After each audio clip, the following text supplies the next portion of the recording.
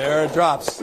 18. Depending on where you live, getting the vaccine means the chance at a check like this. That's right, you could win $1 million. How about a chance to win $1 million? The winner each Wednesday will receive $1 million. Faced with falling vaccination rates, states across the U.S. are rolling out incentives to get residents to roll up their sleeves. Are we ready? But are these offers working? And are they worth the cost? Stay safe, Ohio. We needed to just shake things up. We needed to bring some excitement. And I felt that $1 million would bring excitement. What a night it is for you. Lotteries like this one in Ohio are part of a ballooning list of vaccine incentives that has included free donuts, free beer, fishing licenses, baseball tickets, a lap around Talladega Superspeedway, and we're going to give 5 custom hunting rifles and 5 custom hunting shotguns away.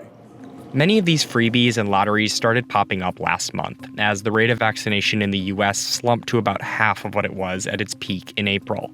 It's not surprising that we've reached a point where the supply of vaccines far exceeds demand, and it's time to start getting creative about how to get some of the stragglers over the finish line. But at the same time, we have to be very clear-eyed about what these incentives can and can't do. How you gonna do it? Hey, how are you? When Ohio Governor Mike DeWine announced the Vax-A-Million lottery on May 12th, it was the first of its kind, offering adults a chance to win one of 5 $1 million prizes and teens a chance to win one of 5 full-ride scholarships. We were going down, and we couldn't break it, and no matter what we did. So we didn't know what else to do. So we came up with this idea, having no guarantee that it would work. Experts like Dr. Emily Largent, who researches how incentives are used in medical studies, say lotteries won't motivate everyone. This is not a cure-all. This is something fun, makes sense to try, but we shouldn't count on this as being the magic bullet. Recent polling shows about 12% of Americans still plan to wait and see before getting the vaccine.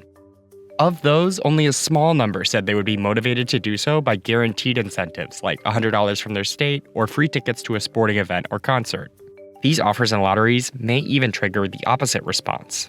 In some instances, offering large amounts of money to do something that people perceive as risky or burdensome can make them feel like it's even riskier or more burdensome than it actually is. Some lawmakers call these cash offers a bribe. But Dr. Largent says she's not worried about these incentives taking away an individual's choice. The bigger concerns really are that they can distract from all the work that needs to be going into trying to promote vaccination in the community.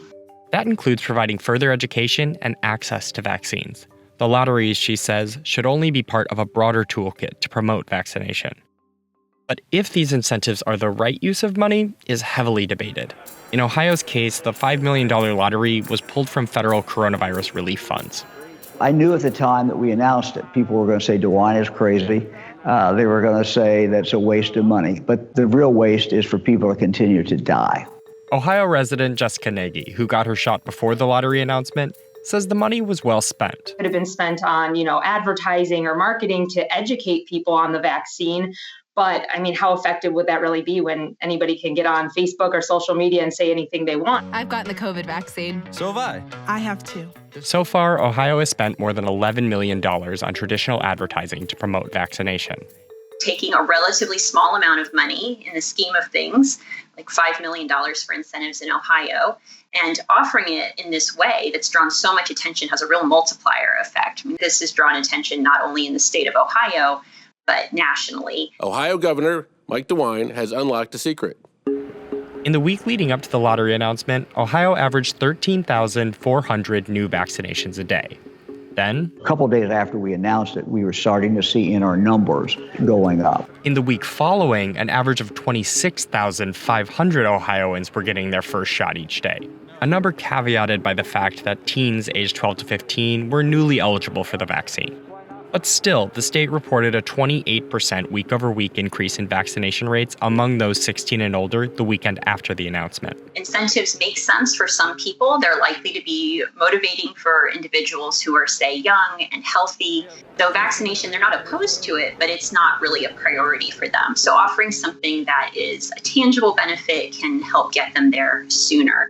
Nagy had initially planned to wait to get her 12 and 14-year-olds their shots. With myself, I felt a lot more comfortable just going and getting the vaccine. With my kids, I did kind of want to see, nothing popping up like crazy side effects or anything like that. But after hearing about Vax-A-Million, I thought, why not? Free ride to college sounds great. Why wait? I knew I was going to probably do it anyway. So, I thought that would be awesome. So I just went ahead and got them vaccinated.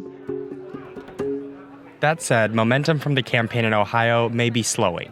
In the week following the drawing of the first winner, the state's daily average of new vaccinations was back down to about 11,000. I think seeing the winners out there is going to continue to, generate some excitement. But if it doesn't do anything else besides what it's already done, it's been worth it.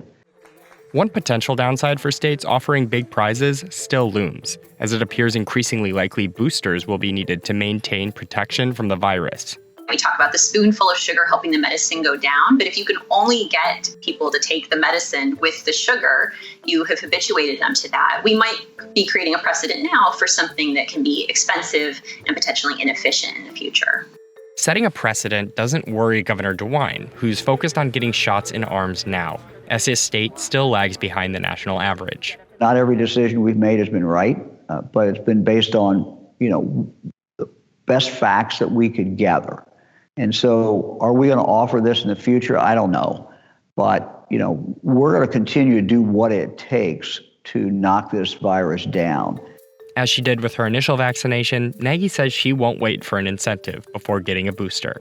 Yeah, I definitely wouldn't expect it. But if it happened, great. Happy correlation.